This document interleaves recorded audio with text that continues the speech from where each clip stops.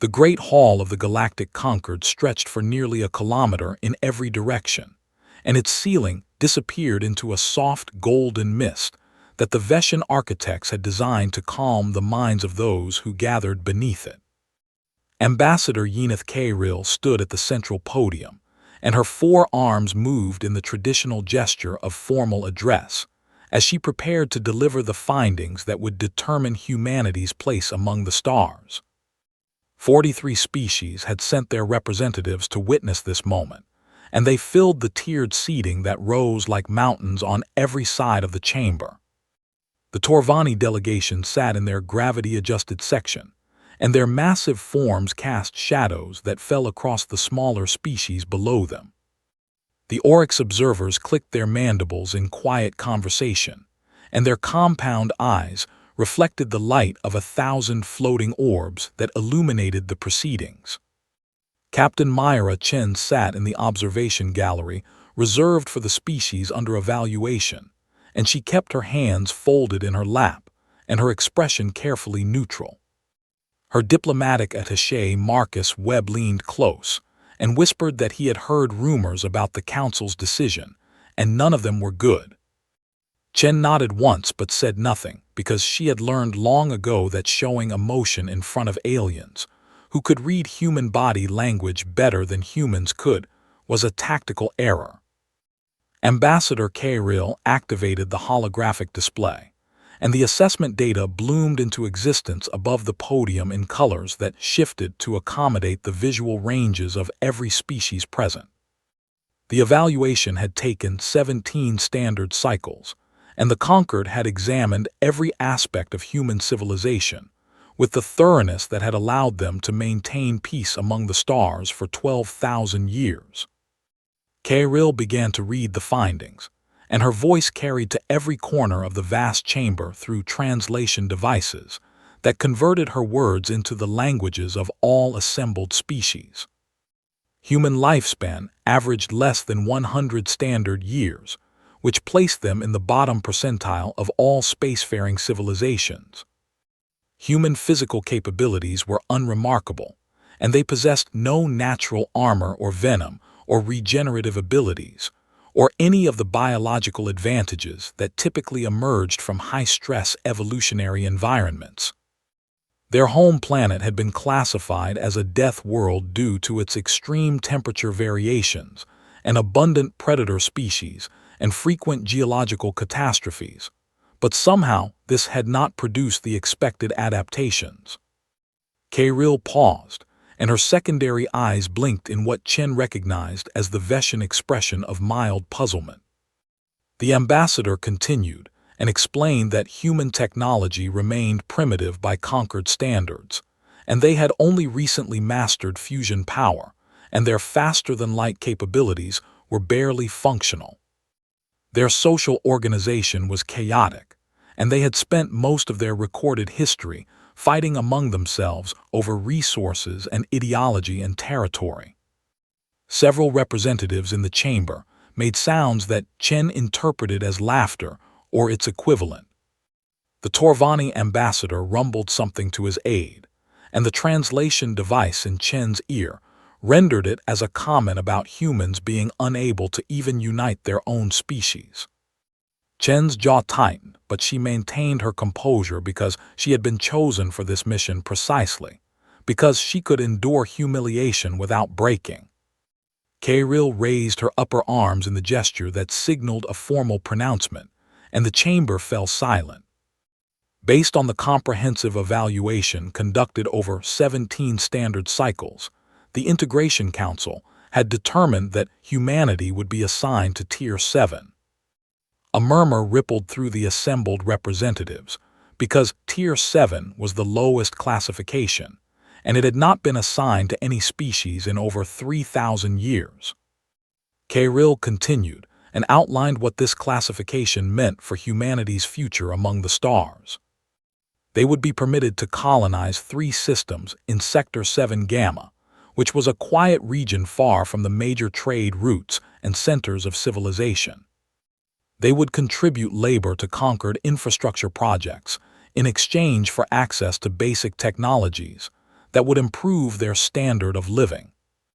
They would not be consulted on matters of governance or defense, because their input would not be relevant to species with thousands of years more experience.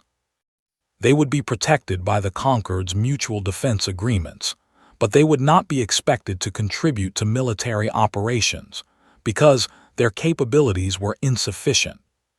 Chen listened to each pronouncement, and she made notes on her tablet with steady hands, while Marcus shifted uncomfortably beside her. When Kayril finished the formal reading, she added a personal observation that was permitted under Concord protocol. She said that humanity should not view this assessment as a judgment of their worth, but rather as a realistic evaluation of their current capabilities. She said that many species had begun at low tiers and risen through the ranks over time as they developed and matured. She said that in perhaps 1,000 years, humanity might petition for reassessment and demonstrate that they had grown beyond their current limitations. The chamber began to empty as representatives filed out through the many exits, and several of them glanced at the human delegation with expressions that ranged from pity to contempt to simple indifference. Chen remained seated until the gallery was nearly empty, and then she rose and smoothed her uniform and turned to Marcus. He asked her what they were going to do, and his voice carried the frustration that she would not allow herself to show. Chen said that they were going to request transport back to Earth and deliver the Council's findings to their government. Marcus said that this was unacceptable and that humanity had accomplished things that none of these species could imagine, and that they had crawled out of caves and split the atom and walked on their moon and reached the stars through sheer determination. Chen placed a hand on his arm and told him that she understood, but that arguing with the Council would accomplish nothing.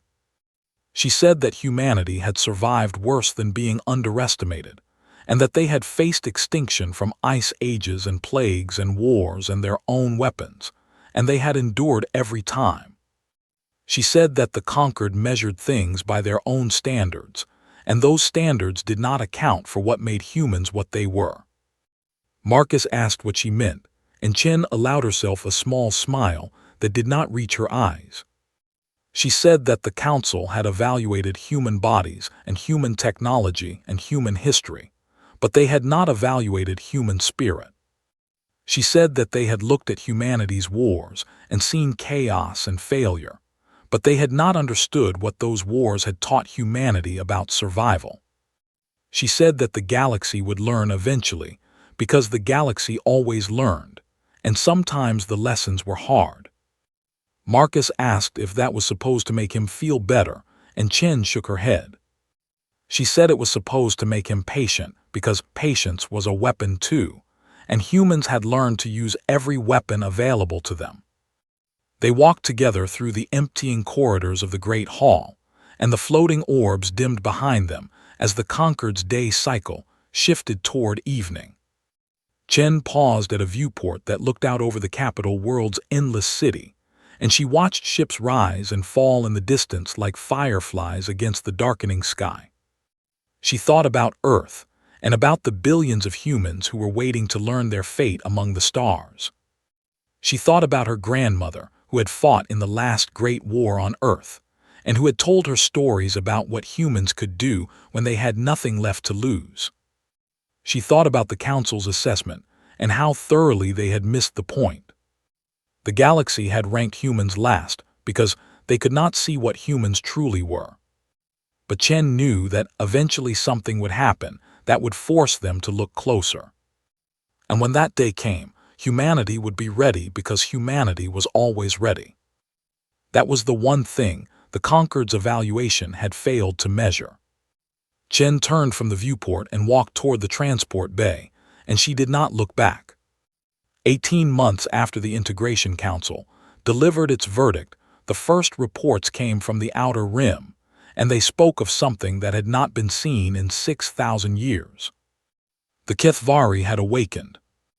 Ambassador Kayril received the intelligence briefing in her private chambers, and she read it 3 times before she allowed herself to believe what it said. Ancient records describe the Kethvari as a swarm species that consumed entire worlds to fuel their expansion, and they nearly destroyed the unconquered before entering a dormancy cycle that everyone had hoped would last forever. Now they were awake and they were hungry, and they were moving toward the populated sectors with a speed that defied the predictions of conquered analysts. Kirill summoned an emergency session of the Defense Directorate, and within 3 days, the greatest military mobilization in galactic history was underway.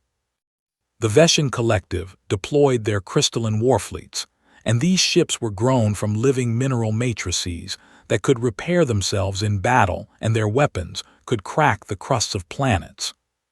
The Torvani hegemony activated their graviton arrays, and these weapons bent space itself into killing zones that could collapse anything caught within them. The Oryx Dominion fielded their legendary soldiers, and these warriors wore exoskeletons that had been refined over centuries of combat, and they moved with a precision that made them seem like extensions of a single mind. The Conquered's military doctrine had been built on the principle of overwhelming deterrence, and no rational species would attack when facing such concentrated power. But the Kethvari were not rational, and they felt no fear, and they could not be intimidated.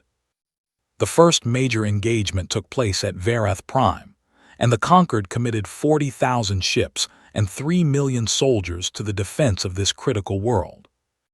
The battle lasted 6 hours, and when it ended, the Kethvari had lost perhaps 10% of their attacking force, while the Conquered's defenders had been utterly destroyed. Kirill watched the recordings of the battle, and she saw Veshin crystalline ships shatter against hive carriers that absorbed their weapons' fire and grew stronger from the energy. She saw Torvani graviton arrays activate and tear holes in the Kethvari formations, only for those holes to fill instantly with fresh swarms that poured from the endless depths of the hive ships. She saw Oryx soldiers hold their positions with perfect discipline and die by the thousands, as the Kethvari simply overwhelmed them through numbers and relentless aggression. The Conquered's military had been designed to fight civilized wars against opponents who valued their own survival.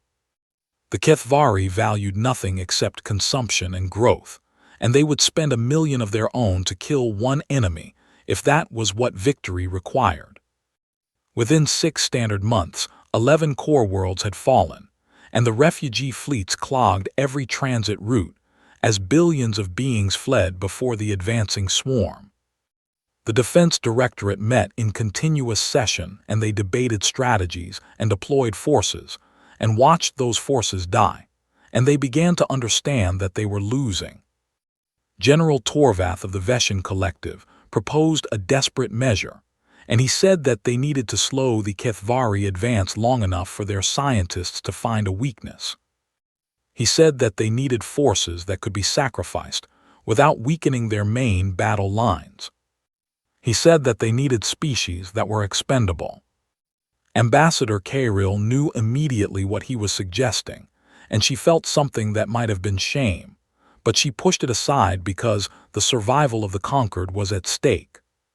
She proposed that humanity be deployed to the front lines. The chamber fell silent, and several representatives exchanged looks that conveyed discomfort, but no one objected. Kirill explained that humans had been classified as Tier 7, and their loss would not materially affect the Conquered's strategic position. She said that humans were numerous and they bred quickly, and they had already volunteered for military service in exchange for improved status. She said that perhaps their deaths could purchase the time the Conquered needed. General Torvath agreed, and the motion passed unanimously. The message reached Earth 3 days later, and Captain Myra Chen read it in her office at United Nations Space Command Headquarters. She read it twice, and then she called Marcus Webb and told him to begin recruiting volunteers. Marcus asked how many soldiers they needed, and Chen told him as many as would come. She said that humanity had been given an opportunity, and it did not matter that the Conquered saw them as cannon fodder. She said that what mattered was what humanity would do with the chance they had been given. Within 2 weeks, 12,000 men and women had volunteered, and they came from every nation on Earth, and they knew exactly what they were signing up for. Chen briefed them personally, and she told them that the conquered expected them to die. She told them that the aliens saw humans as expendable and primitive and weak. She told them that the enemy they would face could not be reasoned with or intimidated, and that conventional tactics had failed against them repeatedly. And then she told them that none of that mattered, because humans had been facing impossible odds since they first stood upright on the African savanna. She told them that their ancestors had hunted mammoths with wooden spears and survived ice ages and crossed oceans in wooden boats, and they had done these things not because they were strong, but because they refused to surrender. She told them that the galaxy was about to learn what humanity could do. The volunteers cheered, and the sound echoed through the assembly hall, and Chen allowed herself to feel hope for the first time since the Kithvari had awakened. They departed Earth in ships that the conquered had deemed barely spaceworthy, and they carried weapons that alien observers dismissed as primitive.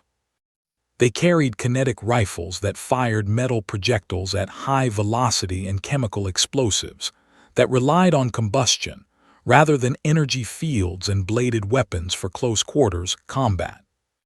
General Torvath reviewed the manifest of their equipment, and he shook his massive head, and he assigned them to Verath 7, which was a mining colony that would be hit within 3 days according to intelligence projections.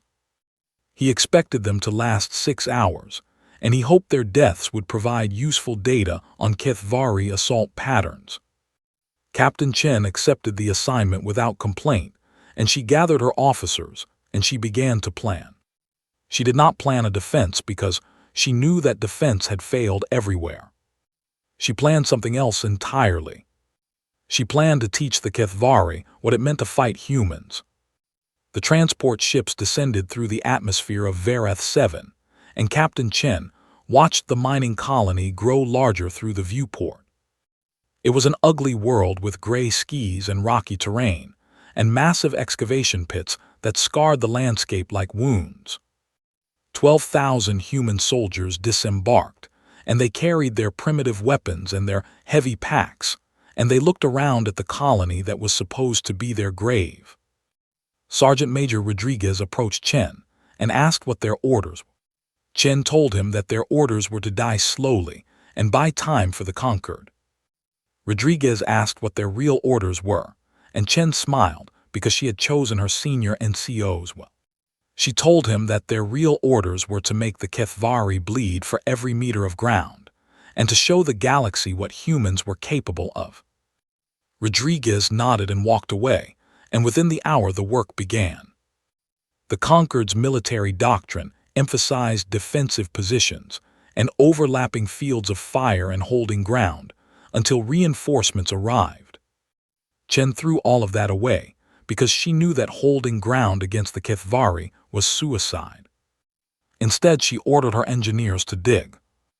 They dug tunnels beneath the colony streets, and they connected basements and sewers into a network that spread like veins through the underground. They dug trenches and covered them, and dug more trenches behind those, and they created a maze that would confuse any enemy trying to advance in a straight line. They dug pits and filled them with sharpened metal stakes, and covered them with thin sheets of plasteel that would hold weight until something heavy stepped on them. While the engineers dug, the demolition teams worked. They wired every building in the colony with explosives, and they placed charges at structural weak points that would bring walls down on anyone inside. They rigged fuel storage tanks to blow, and they poisoned water supplies that the Kithvari would need to process organic matter. They created dead zones where intersecting explosions would catch anything that entered from multiple directions. The scouts mapped every approach to the colony, and they identified choke points where the terrain would force attackers to bunch together. The snipers found elevated positions with good sight lines, and they created hidden routes that would let them relocate after each shot. The heavy weapons teams set up overlapping fields of fire, but they also prepared secondary and tertiary positions because Chen knew they would need to move constantly. Lieutenant Park approached Chi in on the second day and reported that General Torvath had sent a message asking why the humans were not constructing standard defensive fortifications. Chen told Park to send back a message thanking the general for his concern and assuring him that preparations were proceeding according to plan. Park asked if they should explain what they were actually doing, and Chen shook her head. She said that the Concord's officers would not understand, and they would try to stop the humans from doing what needed to be done. She said that it was better to ask forgiveness than permission, especially when you did not intend to ask for either. On the third day, the scouts reported movement on the horizon, and Chen climbed to an observation post and looked through her binoculars at the approaching enemy. The Kethvari moved like a wave across the landscape, and their bodies were segmented and covered in chitinous armor, and they walked on 6 legs that carried them faster than a human could run. Behind the ground forces, the hive ships descended from orbit, and these vessels were organic nightmares that pulsed with bioluminescent light and disgorged fresh warriors in endless streams. Chen counted the enemy forces, and she estimated 30,000 ground troops supported by 6 hive carriers.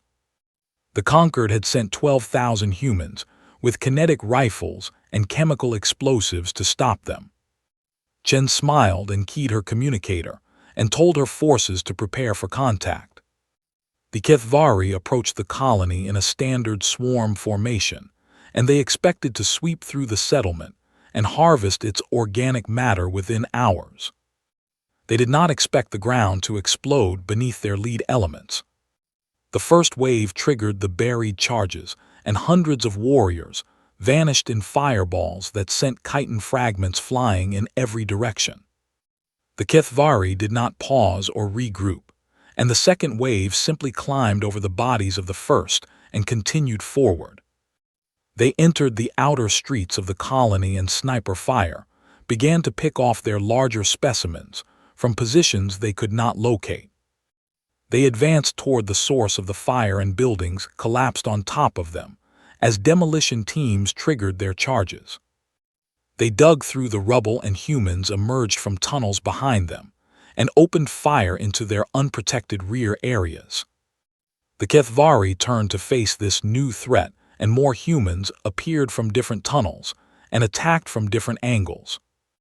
Every time the swarm adjusted to face one group of attackers, another group hit them from somewhere else. The battle raged for 16 hours, and the Kethvari pushed deeper into the colony, and they paid for every meter with bodies. Human soldiers fell back through the tunnel networks and emerged to fight and fell back again, and the Kethvari could not pin them down. Fuel tanks exploded, and burning chemical spread across streets that became killing grounds. Water sources that the Kethvari tried to use to process captured organic matter turned out to be poisoned, and warriors died from contamination faster than they could be replaced. The hive carriers tried to land reinforcements directly into the colony center, and demolition teams brought down structures on top of the landing zones. One hive carrier descended too low, and concentrated rocket fire from hidden positions punched through its organic hull, and it crashed into an excavation pit and burned. Chen coordinated the defense from a mobile command post that moved every 30 minutes, and she watched her soldiers die, and she watched them take enemies with them, and she felt pride burning in her chest. By dawn of the second day, 4,000 humans had fallen, and they had killed over 20,000 Kethvari and destroyed 3 hive carriers. The swarm began to falter because it had never encountered prey that fought like this. The Kethvari did not feel fear, but they had evolved to recognize inefficient hunting patterns, and something in their collective consciousness began to signal that this colony was not worth the cost. Chen saw the swarm hesitate, and she ordered a counterattack. Human soldiers poured out of every tunnel entrance, and they hit the disorganized Kethvari from every direction, and they drove them back through streets choked with alien dead. The surviving hive carriers lifted off and retreated, and the remaining ground forces scattered, and the Battle of Vareth 7 was over. Chen stood in the ruins of the colony, and she looked at the carnage around her, and she allowed herself to feel the exhaustion she had been holding back. 8,000 humans had survived, and they gathered around her, and they were bloody and battered, and they were victorious. General Torvath received the battle report, and he read it 3 times before he believed it. He had expected the humans to last 6 hours, and they had held for 32. He had expected them to provide useful intelligence on Kethvari tactics, and instead they had provided something far more valuable. They had provided a victory. Torvath looked at the casualty figures and the enemy losses, and he began to understand that humanity's assessment might have been very, very wrong.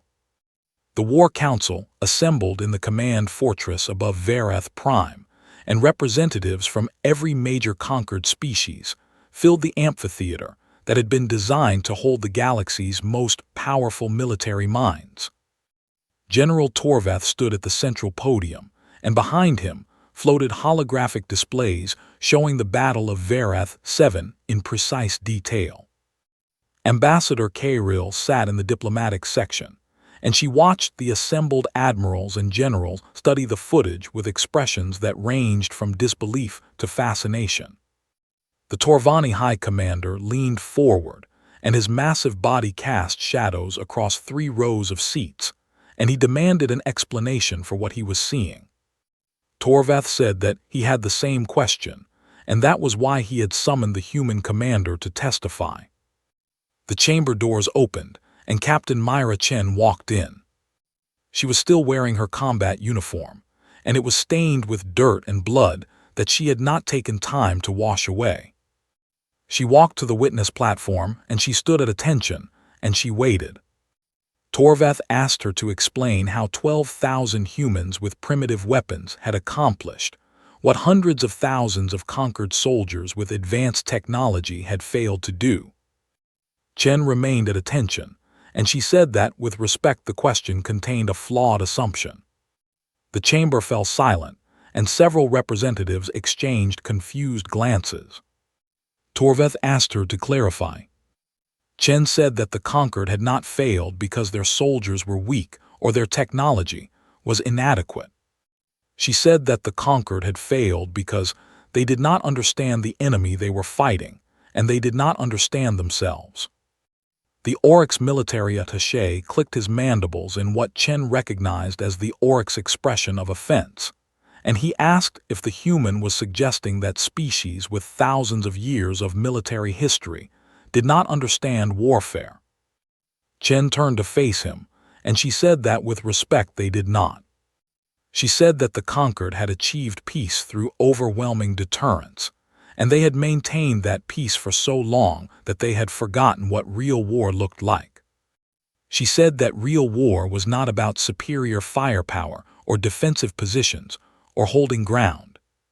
She said that real war was about breaking the enemy's will to fight, and that required understanding what the enemy valued and what they feared. The Oryx attaché asked how humans could possibly understand the Kethvari better than species that had fought them 6,000 years ago. Chen said that humans understood the Kethvari because humans had been prey. She paused and let that word sink in. She said that for most of human history they had not been the dominant species on their planet, and they had been hunted by predators that were faster and stronger, and better equipped to kill.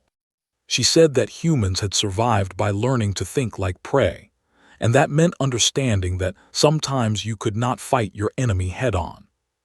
She said that humans had learned to set traps and create ambushes and attack from unexpected directions and retreat and counterattack, and make every battle cost the predator more than the prey was worth. The chamber was completely silent now. Chen continued and said that the Kethvari were predators, but they were not intelligent predators in the way that the conquered understood intelligence. She said that they operated on instinct and collective consciousness, and they made decisions based on efficiency and resource calculation. She said that when hunting became too costly, they would seek easier prey. She said that the conquered's tactics had made hunting easy because they stood in fixed positions and waited to be overwhelmed. She said that human tactics made hunting hard because they never stood still, and they made engagement painful, and they attacked the Kethvari's ability to function rather than trying to destroy them through attrition. General Torveth asked why human tactics worked when they were based on inferior weapons and smaller numbers. Chen smiled and said that the general was still thinking like a conquered officer. She said that weapons and numbers mattered, but they were not the only things that mattered.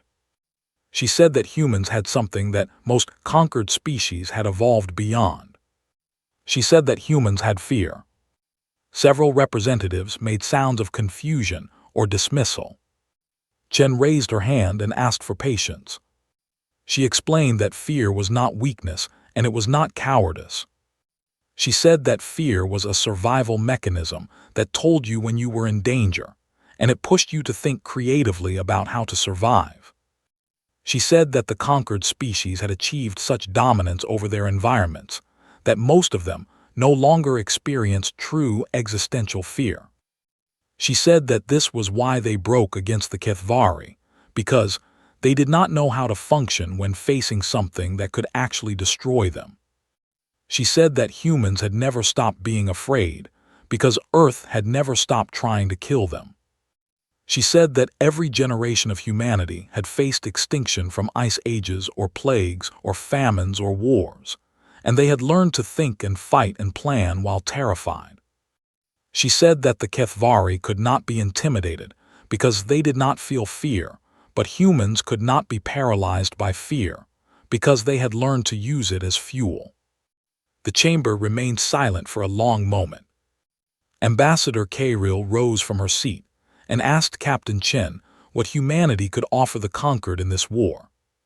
Chen turned to face her, and she said that humanity could teach the conquered how to fight like prey. She said that humanity could show them how to use terrain and deception and psychological warfare. She said that humanity could lead mixed-species forces that combined conquered technology with human tactical doctrine. She said that humanity could win this war if the conquered would let them. Kairil asked what humanity wanted in return. Chen said that humanity wanted to be recognized as equals. She said that humanity wanted a seat on the Defense Directorate and a voice in decisions that affected their species. She said that humanity wanted the conquered to stop seeing them as primitive and start seeing them as partners. Torveth asked why the conquered should trust a Tier 7 species with such responsibility. Chen looked at him and her eyes were steady and her voice was calm. She said that Tier 7 was a designation based on metrics that had proven meaningless. She said that the conquered could continue fighting the war their way and continue losing. She said that they could give humanity a chance and see what happened. She said that the choice was theirs. The War Council debated for 6 hours, and in the end they voted to give Chen what she asked for. They promoted her to Admiral and gave her command of a mixed-species task force. They gave humanity a provisional seat on the Defense Directorate. They admitted that their assessment had been wrong, and they prepared to learn what humans could teach them about the art of desperate warfare. The war changed after Varath 7, and it changed because humanity changed it. Admiral Myra Chen established her headquarters aboard the conquered dreadnought Eternal Vigilance, and she filled her staff with officers from a dozen species who had volunteered to learn the human way of war. The Veshan crystalline warriors had never considered the concept of retreat, and Chen spent weeks teaching them that giving ground was not the same as losing. She showed them how to fall back in good order and draw the enemy into prepared positions. She showed them how to sacrifice small units to preserve larger forces. She showed them how to turn their crystalline ships into mobile fortresses that could strike and fade and strike again.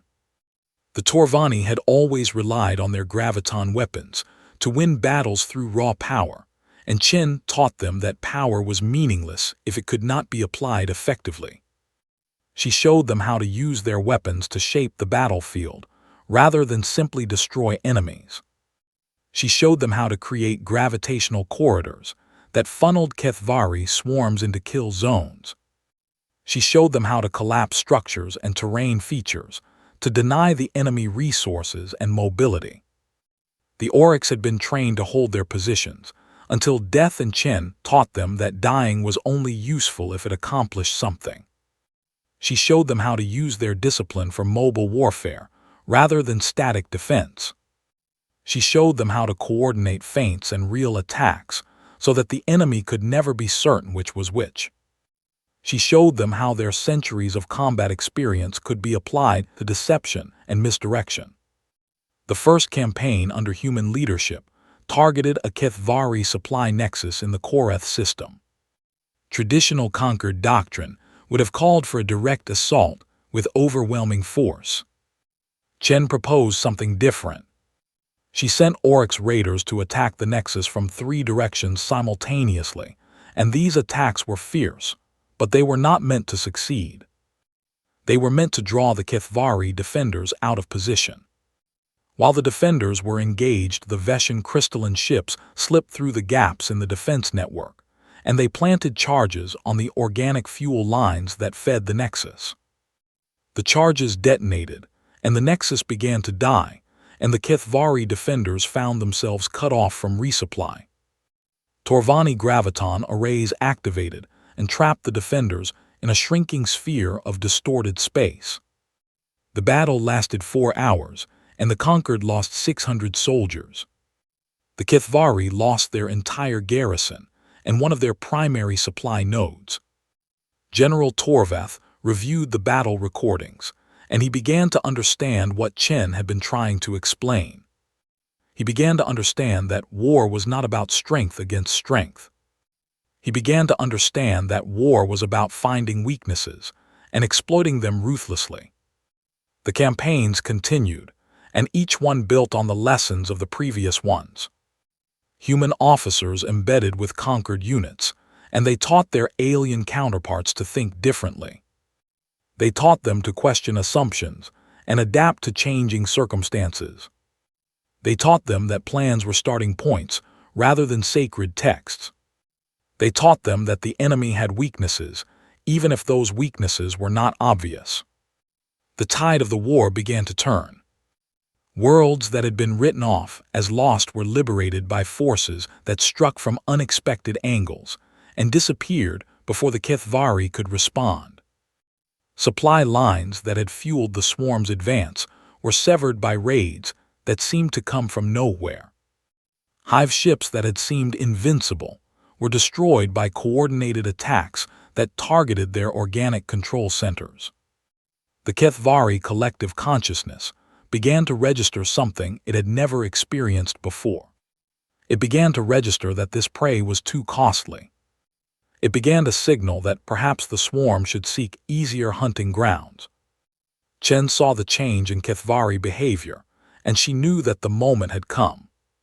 She proposed a final assault on the primary hive nexus that coordinated all Kethvari operations in conquered space. The War Council approved the plan, and the largest fleet ever assembled under human command gathered in the staging area. Chen briefed her officers, and she told them that this battle would determine the fate of the galaxy. She told them that the Kethvari would fight harder than they had ever fought because they would be defending their central coordination point. She told them that many of them would not survive. She told them that their sacrifice would be remembered for as long as civilization endured. The assault began with feints against secondary targets, and the Kethvari responded by shifting defenders to meet these threats. Chen watched the enemy formations move, and she waited for the gaps to appear. When they did, she committed her main force. The battle for the Hive Nexus lasted 18 hours, and it was the most brutal engagement of the war. Human soldiers fought beside Veshan warriors, and Torvani heavy units and Oryx commandos, and they bled together and died together.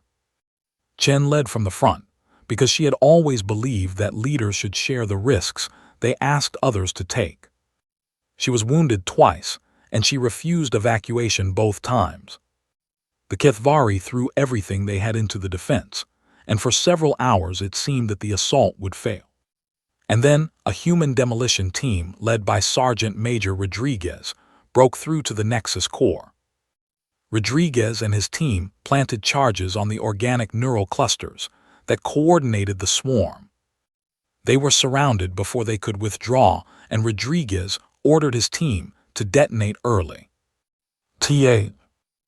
Charges exploded, and the Nexus core died, and Rodriguez and his team died with it.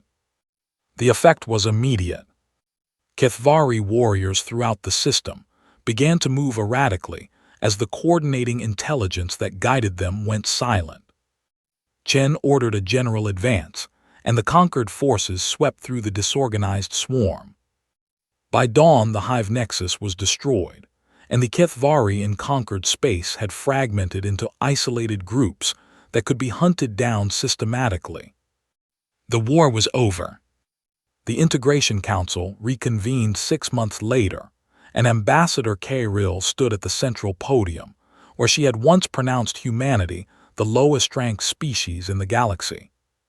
She announced that humanity had been reclassified to Tier 1 strategic partner.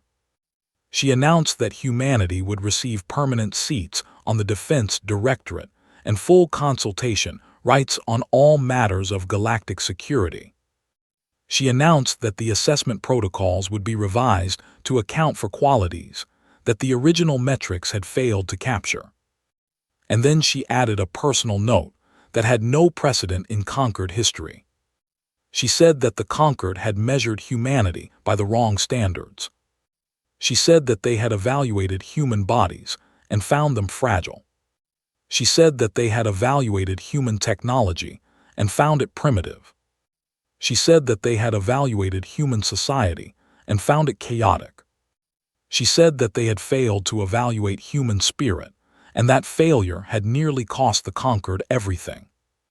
She said that the galaxy had learned a lesson that it would not forget. Admiral Chen watched from the observation gallery, and beside her stood Marcus Webb, who had served as her aide throughout the war. He asked her how it felt to be proven right. Chen said that it felt like the beginning rather than the end. She said that humanity had earned their place among the stars, but earning it and keeping it were different things. She said that the galaxy would be watching to see what humanity did with the opportunity they had been given. Marcus asked what she thought humanity would do. Chen looked out at the assembled representatives of 43 species, and she thought about the journey that had brought humanity from caves to the stars. She thought about the countless generations who had struggled and suffered and died so that their descendants could reach this moment. She thought about Rodriguez and the 4,000 who had fallen on Verath 7 and all the others who had given everything. She said that humanity would do what they had always done. She said that they would survive and they would grow, and they would help others do the same. She said that the galaxy had ranked humans last because they could not see what humans truly were. She said that now they could see. And that made all the difference,